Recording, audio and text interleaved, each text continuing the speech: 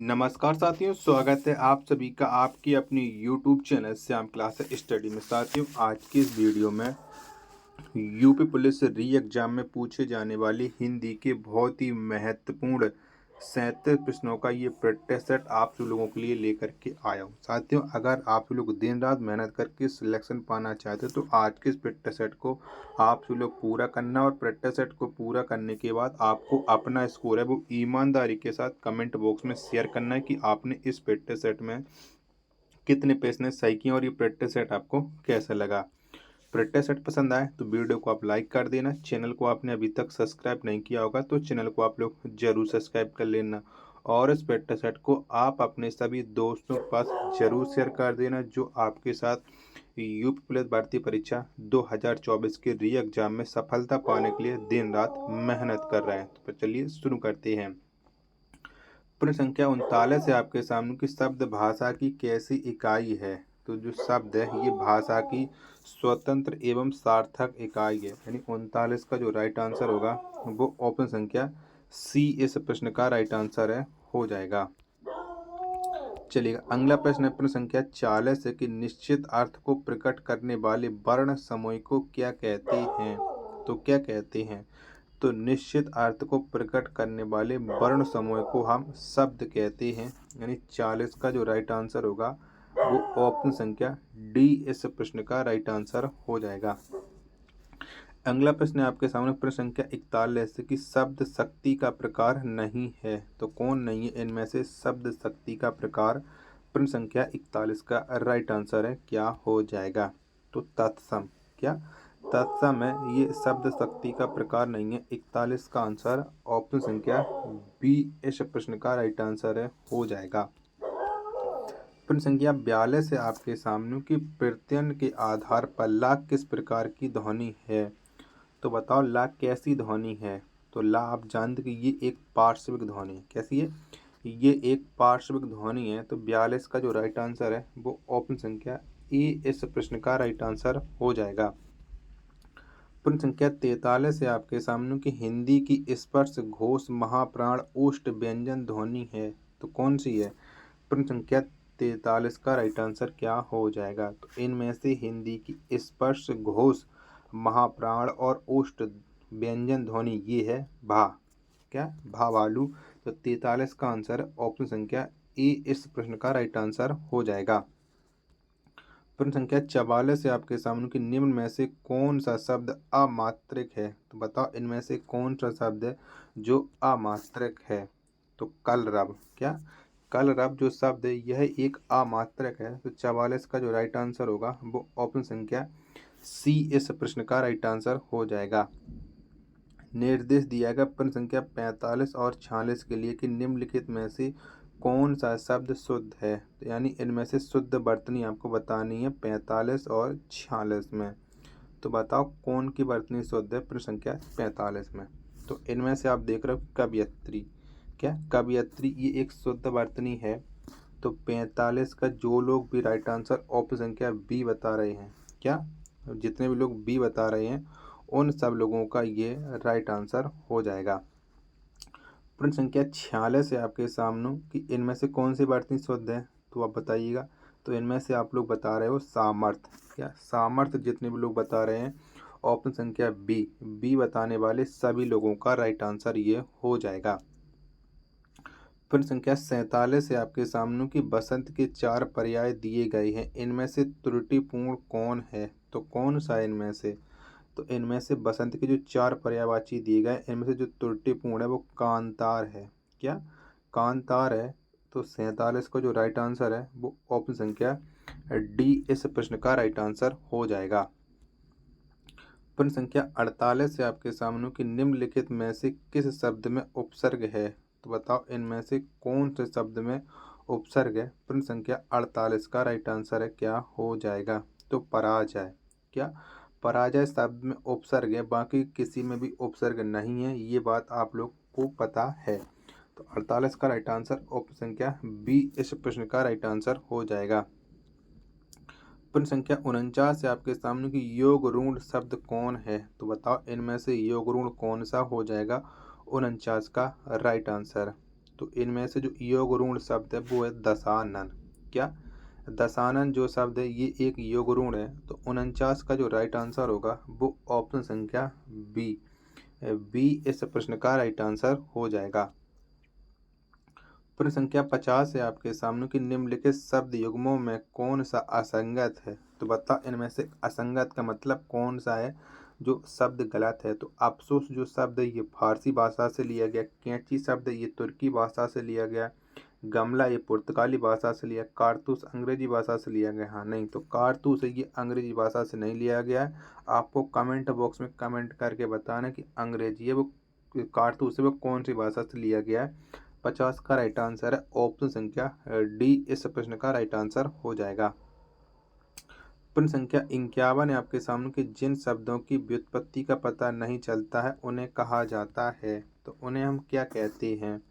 तो जिन शब्दों की व्युत्पत्ति का पता नहीं चलता उन्हें हम देशज कहते हैं। यानी 51 का राइट आंसर है ऑप्शन संख्या सी इस प्रश्न का राइट आंसर हो जाएगा। प्रश्न संख्या 52 है आपके सामने कि अधिकृत शब्द का विलोम है। तो कौन सा हो जाएगा अधिकृत का। तो अधिकृत का जो विलोम शब्द होगा वो हो जाएगा अनाधिकृत। क्या? अनाधिकृत हो जाएगा। 52 का जो राइट आंसर है वो ऑप्शन संख्या बी इस प्रश्न का राइट आंसर हो जाएगा। अगला प्रश्न है आपके सामने प्रश्न संख्या है 53 कि स्टेशन किस भाषा का शब्द है। तो बताओ जो स्टेशन शब्द है ये कौन सी भाषा का शब्द है। प्रश्न संख्या 53 का राइट आंसर क्या हो जाएगा।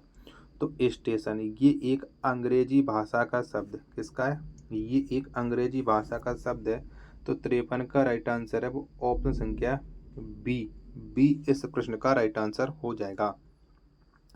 प्रश्न संख्या 54 है आपके सामने की हवा का पर्यायवाची नहीं है। तो बताओ इनमें से कौन सा शब्द है जो हवा का पर्यायवाची नहीं है। प्रश्न संख्या 54 का राइट आंसर तो आप देख रहे हो कि ध्वज।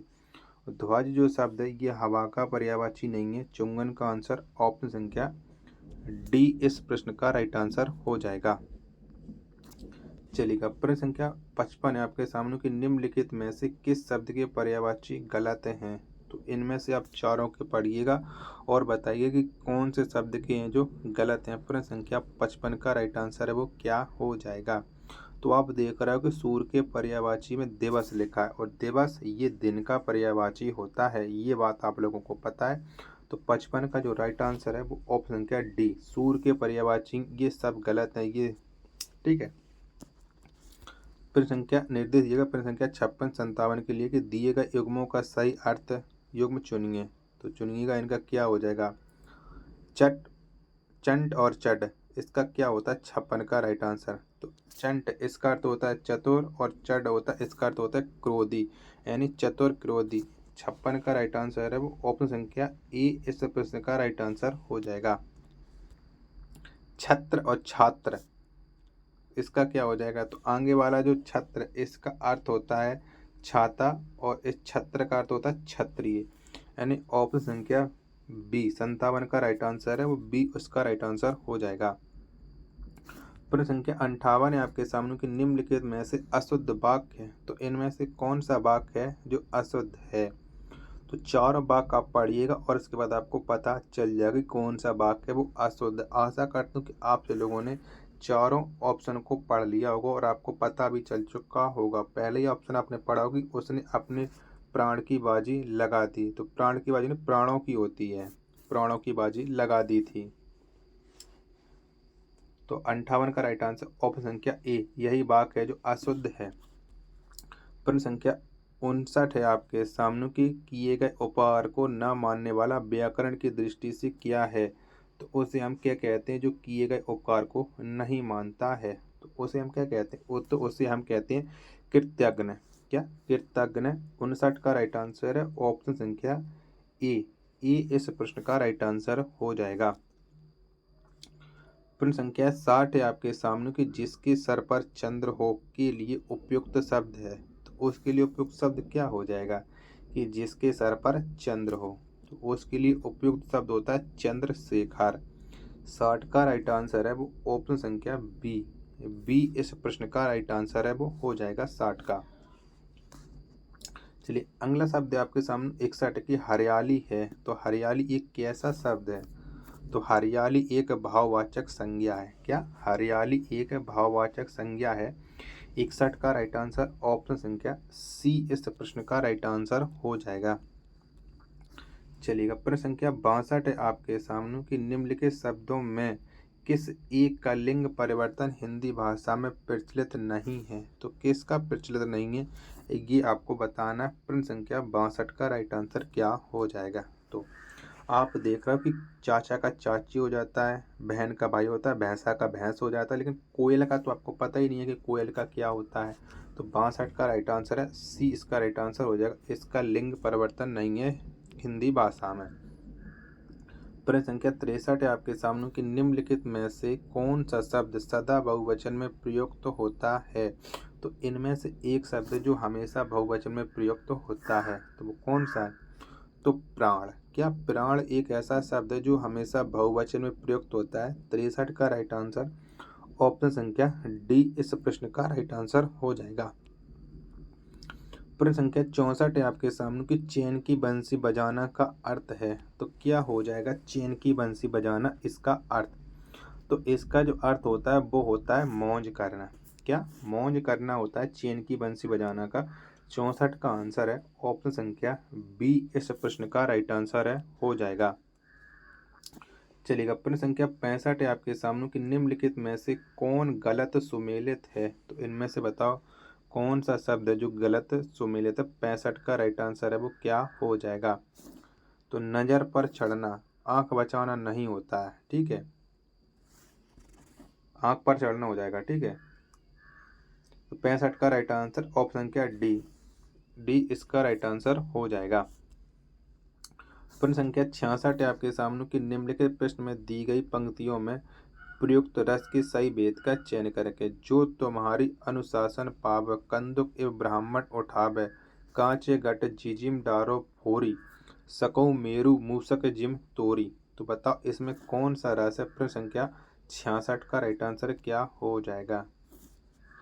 तो आपको देख रहा है यहाँ पर गुस्सा आ रहा है, क्या ब्राह्मण उठा रहा है, उठावो, तो गुस्सा आ रहा है तो यहाँ पर हो जाएगा रौद्र रस। 66 का राइट आंसर है ऑप्शन संख्या डी इस प्रश्न का राइट आंसर हो जाएगा।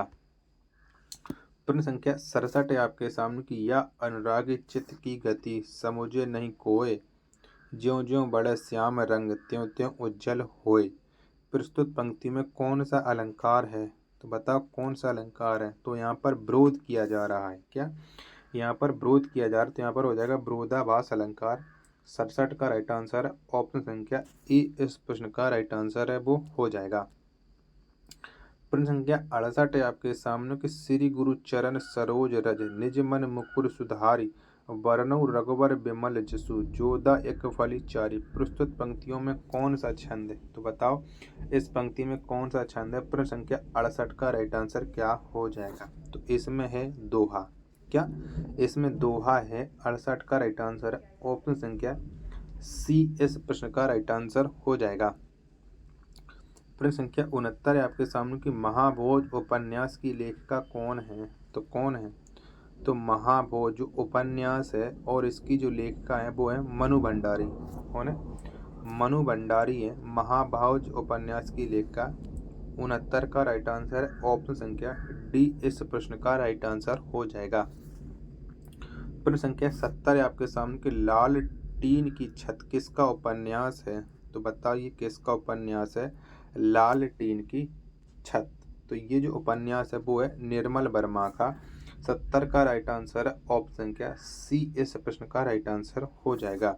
तो साथियों आज के इस प्रैक्टिस सेट में इतने ही प्रश्न थे। अगर आपको ये प्रैक्टिस सेट पसंद आया तो वीडियो को आप एक लाइक कमेंट और चैनल को सब्सक्राइब जरूर कर लेना। मिलते हैं अपने नेक्स्ट वीडियो तथा नेक्स्ट प्रैक्टिस सेट में, तब तक के लिए धन्यवाद। जय हिंद।